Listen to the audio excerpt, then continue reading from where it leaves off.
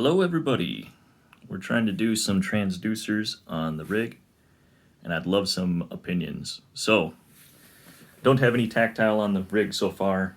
Fanatec DD1, G9, V3 pedals as you can see. I have this Sparco seat, which I've actually started to take apart just so I could kind of see it as a suspension style seat. Got some framing in it though. Got some ideas as far as how to maybe mount the butt kicker and some of the other stuff. As far as what I've got so far as transducers, so I can start playing around, I just went with the cheap knob sound 100 watt sound card amp. I've got two of the Dayton 25 watt transducers, and then I have two mini LFE butt kickers. This one's mounted onto the P1X plate, accessory plate. I've got some ideas as far as where I want to mount that, but I want to run by some ideas by you guys first. So for the Dayton audio pucks, I apologize about the bad video here.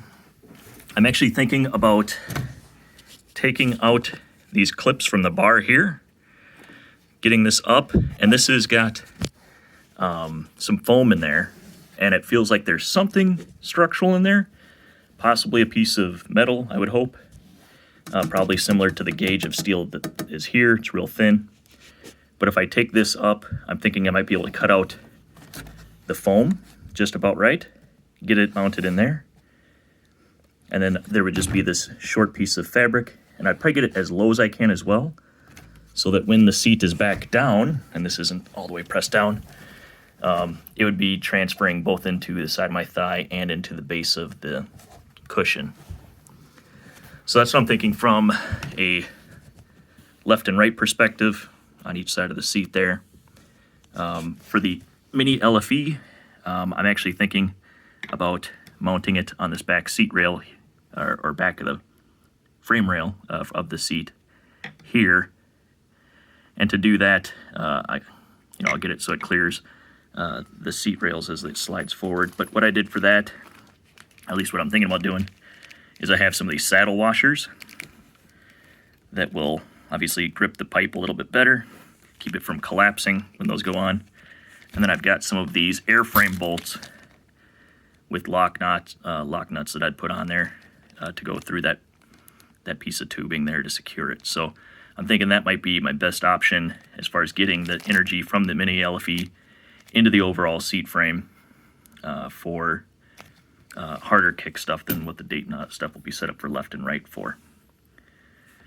One last thing here. I know the video is getting a little long. I have one more mini LFE, which I'm not going to take out of the box, but I'm considering mounting on the pedal plate directly, maybe two of the bolts coming up to here as well.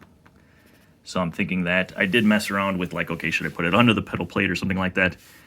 But I just feel like that'll be not enough power to shake the entire P1X pedal plate, the seat shaker, and then the seat slider that it's on, and this thick metal plate. So what I'm thinking I might do is if I do mount it here, there's some spacers that come with the P1X pedal plate for your wiring and stuff to get through, and so you can attach the whatever pedals you have, do isolation there. So I've got some stuff on order as far as some two-part rubber bobbin type things. Those are on the way tomorrow, so maybe mess around with that. I'm not going to do this just yet, but I would like your feedback on my ideas there. I also did check the Dayton audio pucks could mount directly down on this plate in between the pedals here as well. So I was thinking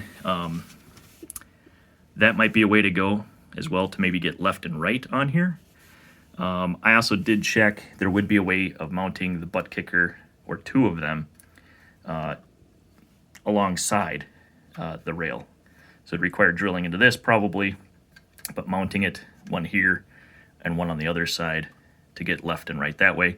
And I'm just thinking I want to shake as little metal as possible to get the energy into parts of the rig that I'm actually touching with my body, and not shaking the overall base of the rig as much as possible, because I've got both my computer on it, on the rig, as well as the integrated monitor mounts. So definitely don't want to shake that stuff too much. So That's what I'm thinking. Still need to pick out an amp for the butt kickers. We'll get on that next.